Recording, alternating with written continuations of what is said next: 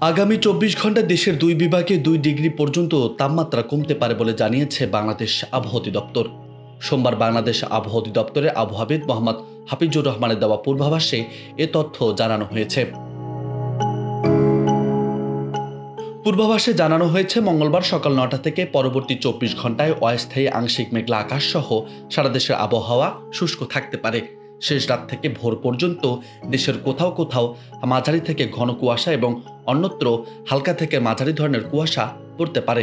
সারা দেশে রাতের তাপমাত্রা সামান্য হ্রাস পেতে পারে এবং দিনের তাপমাত্রা প্রায় অপরিবর্তিত থাকতে পারে। একইভাবে বুধবার সকাল ৯টা থেকে পরবর্তী ২৪ ঘন্টায় অস্থায়ী আংশিক মেঘলা আকাশ সহ সারা দেশের আবহাওয়া প্রধানত শুষ্ক থাকতে পারে। শেষ রাত থেকে ভোর পর্যন্ত সারা দেশের কোথাও কোথাও হালকা থেকে মাঝারি ধরনের কুয়াশা পড়তে পারে। সারা দেশের রাত এবং দিনের তাপমাত্রা সামান্য হ্রাস পেতে পারে।